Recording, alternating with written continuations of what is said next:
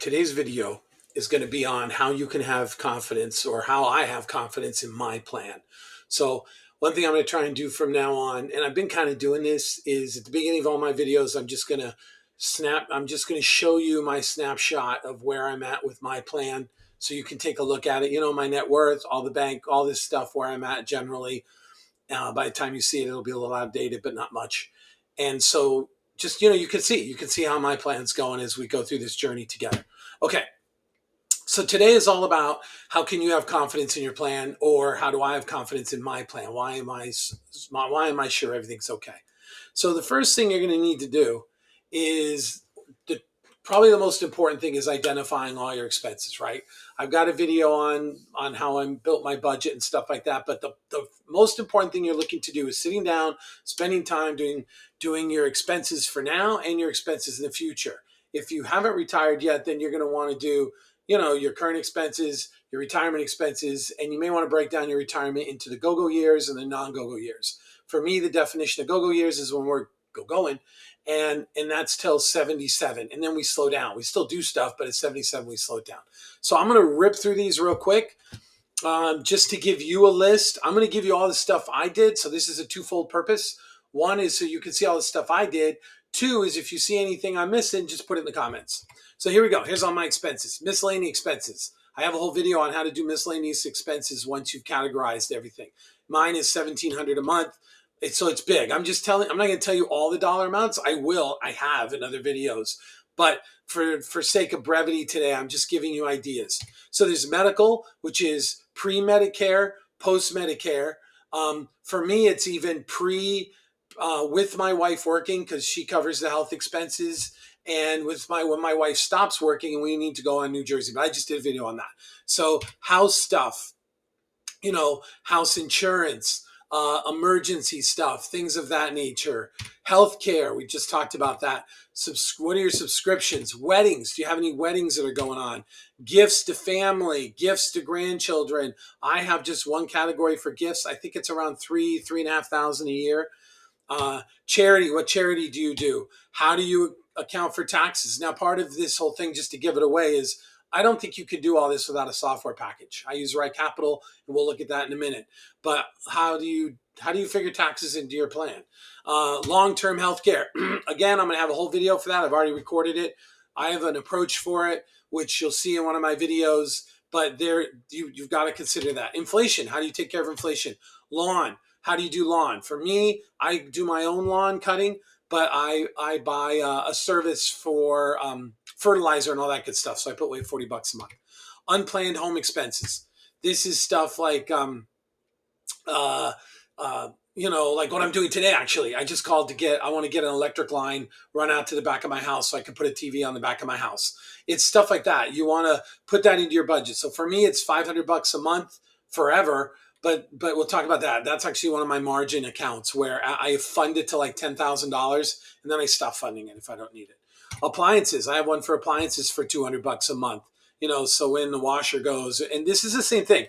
When that hits like $4,000, I'm probably going to stop funding it. Diversification. Now, this isn't really an expense, but I just kind of threw it in here. How is your portfolio diversified? Have you considered if the market's dips 50%, can you still retire? And that's, you don't care. When you're 25, you don't care. You're like, I got 30 years before I retire. But when you're 56, 57 and the market dips 50%, now all of a sudden your plan probability tanks. That's not going to make you happy. Have you done estate planning? Like I said, I could have separated these things out. This is meant to just go. Estate planning. This is one of the things that when I did my taxes this year, I actually bought the planning thing too, that goes with it. So I've yet to do it. When I do it, I'll tell you, I'll share a video with that, all the documents I did. You're looking for power of attorney, durable power of attorney, a will, things like that. A will's not as important. The big one seems to be durable power of attorney, because if the 401k is in my name and I go crazy and I'm still alive, Beth can't withdraw money because she doesn't have durable power of attorney. Okay, Social Security timing. When you're going to take it, how much is it? Go to the Social Security website. Don't take guesses. Don't just, don't take guesses. Go out to the website, do it.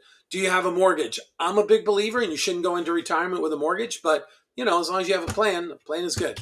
Do you take care of new vehicles? We own all our vehicles, but starting at 59, I start putting away $425 a month into the plan for new vehicles. Car repairs, when you have your older vehicles, I put away 200 a month. Again, what I did this year, there's a little bit of a margin account, is I ended up spending a couple grand last year on brakes and stuff.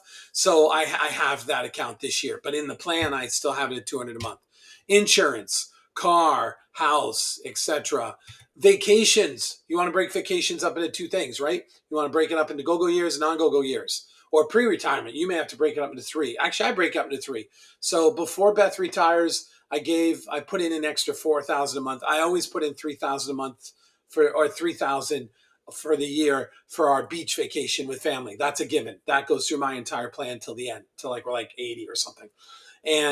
But I also, in my plan, I said before she retires, let me kick in an extra 4 grand a year to do a little extra vacation. And I'm also, this next year, I was just telling my wife this today, that next year I'm going to stop funding the house stuff, because I haven't had to spend anything on the house stuff. So I can use that 6 grand or this one, unplanned home expenses. I can use that 6 grand towards vacations. So that means next year I can take the extra vacation fund and either push it forward for when we start in our go-go years, or we could use it and have an extra 10 grand. So think about vacations. For me, it's three. It's before my wife retires, after my wife retires, and breaking down the after my wife retires is into two categories: go-go years, non-go-go years. And the go-go years are to 77, and I actually put $20,000 a year into that fund, mainly for my wife. I don't have those desires as much, but got to make the boss happy, because if she ain't happy, I ain't happy.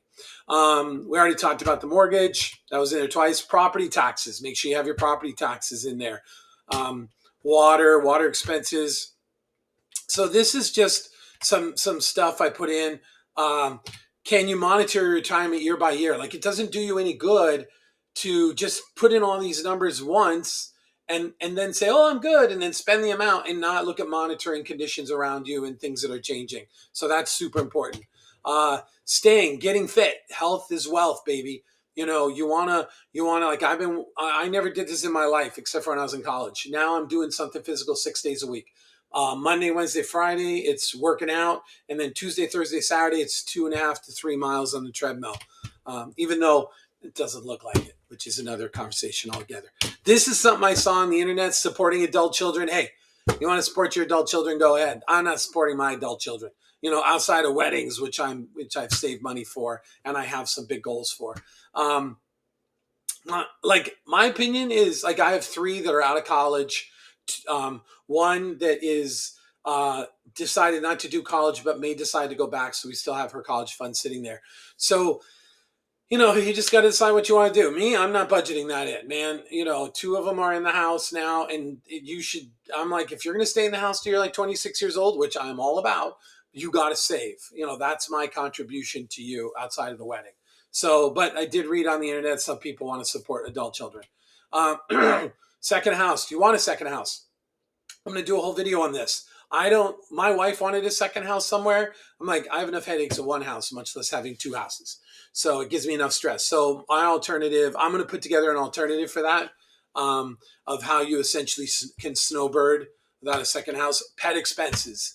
Are you putting in pet expenses? I think mine are like 200 a month, but I've lost 2 dogs in like the last year and a half, 2 years, which is sad. They're big dogs. So you want to think about that. So that's my list of expenses, some of my thoughts. If you see any I haven't covered, go ahead. If not, add these to yours. Okay, income.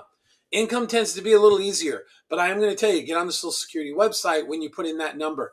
Bear in mind that number may or may not be the number you actually get, because Social Security has built into it COLAs based on inflation. So even though the number may say $100 a month now, depending on when you're going to retire, that number will be hopefully larger. I can't imagine us going into negative inflation, but you never know. So get on the Social Security website, take a look. I don't think people generally have a problem with income, because, you can call up from your pension. You can, I don't have a pension, but, well, no, my wife has a pension. I shouldn't say that. You can find from your company what your pension's going to be. You can generally figure out that number. I think the more important thing is expenses. Okay, so good inputs mean a good plan. But that means taking time, getting realistic numbers, putting it together. And what do you do with those numbers when you've got them?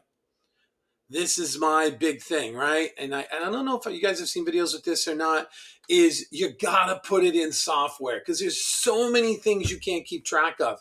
So I use Right Capital provided by Heritage Wealth Planning. If you look at my description in the description of this video, you'll see not only a link to the major videos I have, the important key ones, but also a link to where you can get the software. It's through Root Financial. So this is the way you monitor, right? This is how you're going to put in all these inputs. I'm not going to get into all that today. I think I've already done some videos if you want to look in the past.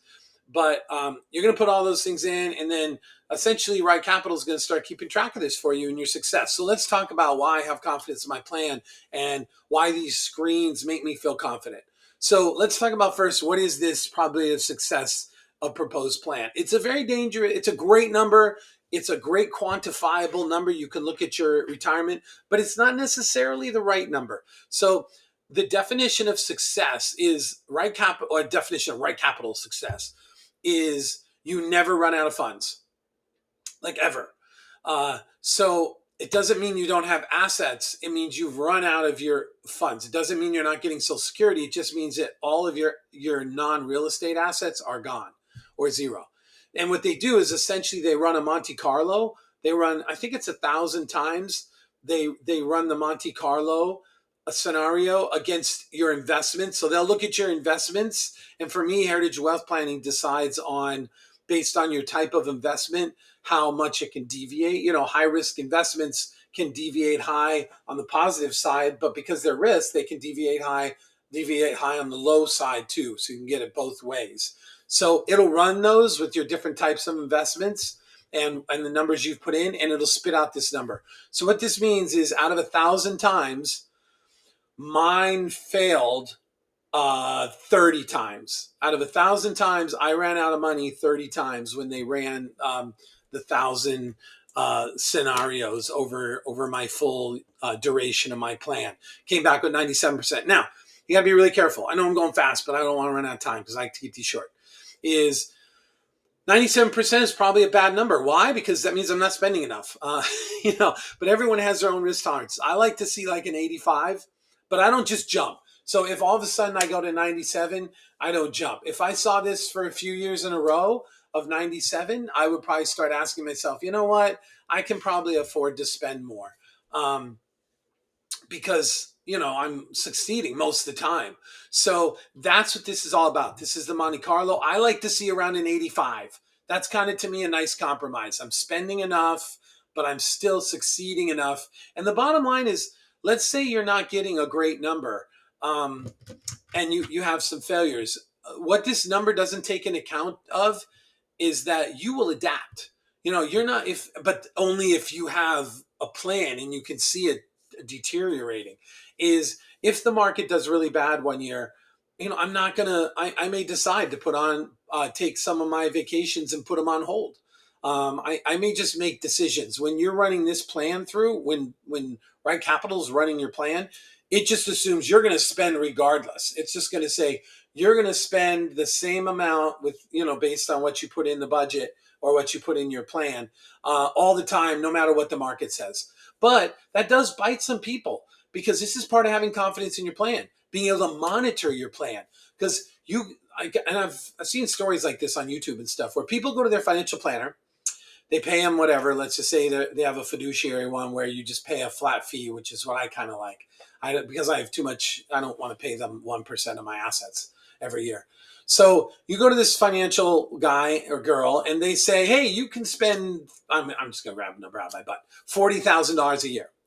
So you go, great, awesome, off we go to the races. So now you're spending $40,000 a year, but you're completely ignorant, bad word, whatever, ignorant of the markets and the impact those are having on your plan. Inflation, what's the impact that's having on your plan? Just all these external conditions that maybe some of your extra spending that you're doing that you don't realize. So all of a sudden, maybe after 5-10 years, you start to get a little worried and you call your financial planner and he says, oh, you're screwed. And it's too late to pull those triggers. Like some people go buy big trailers, big RVs, boats, which is fine if you can afford it and you can see how it impacts on your plan. So that's why not just getting this number once is so important. It's monitoring this number, even if it's just once a year. Like I look at it a lot, just for fun. It's because it's almost like a hobby for me. But that's what's important. That's why you need to have a mechanism to gear. Otherwise, you could be in big trouble and not even know it. So let's talk about this next thing down here. What this thing, asset simulation results of proposed plan, it gives you your risk factors on the high side and the low side across your age matrix. So if you were to just look at this and you hover over one spot, like let's say I hover over the end. So it says, hey, there's a 5 to 95% confidence level that I'm going to have either between the bottom number, the bottom of this light blue, and the top of this light blue, which is 120,000 or 2.9 million or 2,893,000. And then it starts narrowing the number down, right? So it says the median, which is a pretty good shot, is, on average, not even medium, because average is when you take them all, but median is when you start at the top, come down one, then you go at the bottom, come up one, and you just keep going till you meet in the middle. I prefer median over average any day. So the median in all the 1,000 scenarios it ran put me at 1,104,000 at the end of the plan, which is great. That's fine. And that doesn't include your house. So, but then you look at this graph, you say, well, this is the beginning, this is the end. So obviously the beginning is a very tight, because it's guaranteed. I'm telling it, these are the numbers I have now. And as these scenarios run out, the things start to get a little more crazy because you're going out into the future more. So just to look at this real quick, I would look at this and say, well, where is my plan at its greatest risk, even though it's really not at a lot of risk? And you can see, if you look at this solid blue line, it's cranking down. My greatest risk in my plan is at 78 years old, which makes complete sense because I don't downsize or anything. I hold on to my house until 78, and then I sell my house at 78 to do a move, which is part of my long-term plan, which I'll do a video for. So this is a great place where you can start looking. You can say, well, if I have a low probability of success, where is my greatest risk point? Where am I having problems? And maybe what you do is you say, you know what, instead of going till 77, we're going to do our go-go years till 74. But bottom line, you have to have a plan. If you just guess this thing, and the other thing that drives me nuts, and forgive me if you do this, I can't stand people that their plan is just, well, I'm going to look at this month. I'm going to look at a month by month for 1 year, and that's my plan. Well, that's no plan. That your whole scenario could change in 5 years for health insurance, for things you want to do. Just everything could change. So I don't know, but I know that's a lot of people's plans. Looks good now, so it's going to be good later. Okay, so that, and obviously this thing is, other than that, it's pretty self-explanatory, right? It shows your allocation. Unfortunately for me, most of my stuff is pre-tax, which is inherently risky because I'm going to pay all these taxes. So I just did a video on Roth conversions to avoid the tax widow's trap. I would probably do a video on, do I just want to do a Roth conversion? Somebody commented and they were 100% accurate. And I've thought this too, is do I just want to do a tax conversion because I think taxes are going to get a lot higher, so I should do Roths. So this is my snapshot. You can always look at that.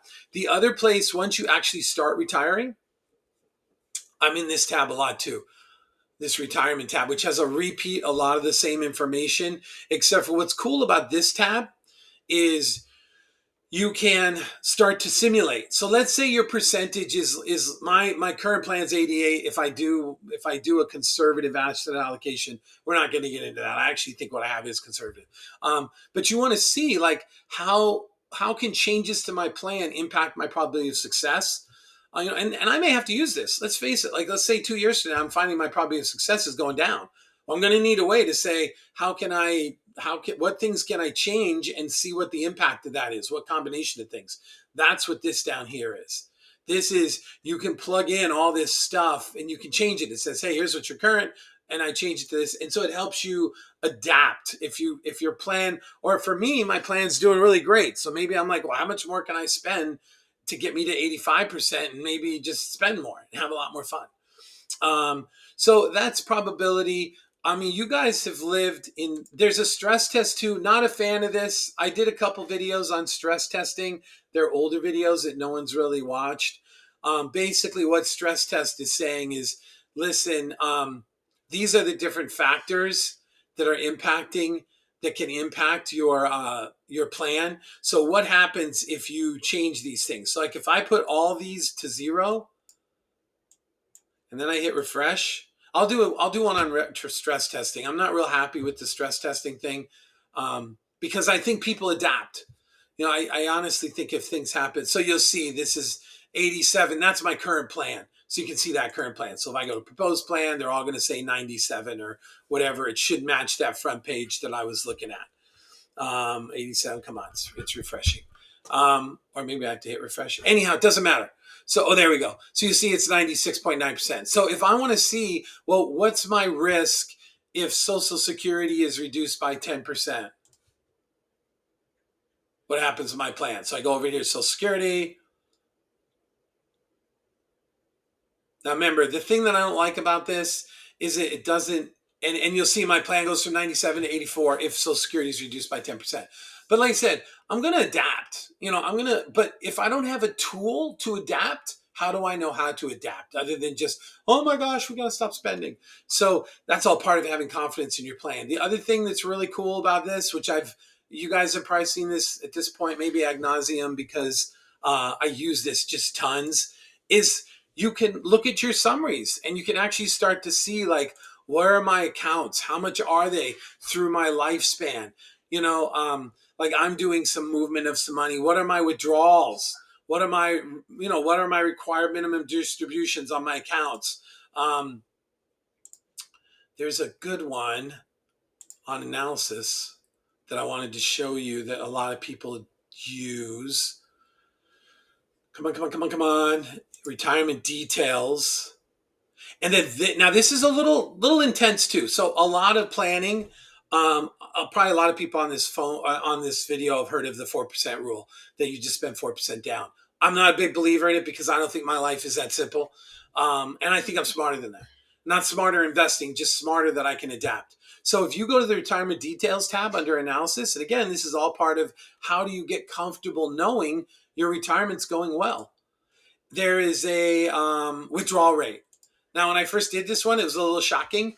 So I think a 5% withdrawal rate is just fine. But you'll see that even with my, this is based, oh, they don't have a proposed, oh, no, they do have a proposed plan. I have a 90% success factor, but you'll see my withdrawal rates, towards the end, they're a little lower. Like this is a withdrawal rate because I'm doing like a huge cash, I'm selling the house. But you have like, 4.5, 5. I don't know. Oh, I know the reason with this withdrawal rate's 10 is probably because that's the year I'm selling the house. And then the next year I have all these things from the house, so I don't have to take anything down from my assets. But you'll see I got these 7% withdrawal rates for a while.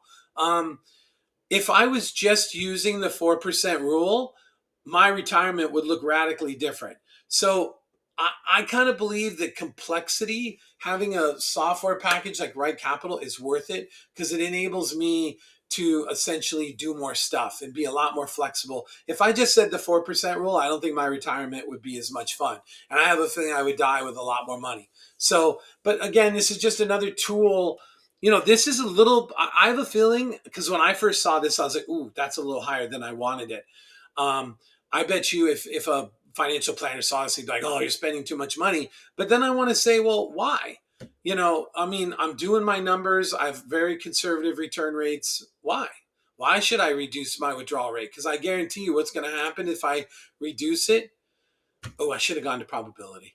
That's all right. This 97 is probably going to go to like 100, and I don't like being in that world. So in conclusion, because I want to wrap it up,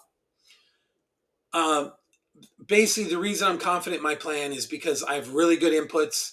I spent a quality amount of time. I actually dumped like 2 years worth of expenses in a spreadsheet from my checking and my credit card. One of the things you can do to prep for that is I started using my credit card for everything. That way I could just dump one spot. I just dump my credit card and my checking account, put it in a spreadsheet. And it's not as bad as you think. And then literally took like 3, 4 hours and just went through every line and said, what budget should this fit in? Do. And then actually went through every line, did it, and then I did a crosstab on it uh, to start getting my budget numbers. So, and then but once you have those numbers, that your life changes and everything, and your conditions change. So for me, if you, I don't know how people sleep at night without having like a right capital or something like that. I guess people with pensions, bigger pensions, could sleep at night. Because quite frankly, hey, if I had an annuity that gave me $100,000 a year, would would I go to all this effort? Probably not. I'd probably just say, awesome, we have this annuity for the rest of our spend. I may do a video on how much of an annuity could I buy, but I've done that in the past and it just doesn't buy enough money to make me feel comfortable. So I'm running out of time. I like to keep these videos short. Thanks again for listening. If you see any issues with this, please put it in the comments. If you see any feedback, if I'm missing stuff, put it in the comments. The big thing is, like, I am not looking to make money from this YouTube channel. I get so excited when I just see people looking at it. So my goal is just to get people and show them the importance of planning and, and hey, use a financial planner. That's awesome. There's nothing wrong with that. But still take control of your own life.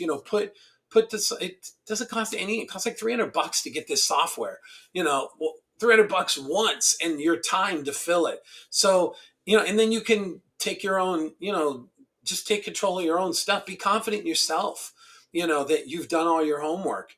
So that's it. Have a great day. I know I'm having a great day. And again, thanks so much for watching the videos. When I see the video counts come up, I'm just so excited that I'm helping people. So have a great day.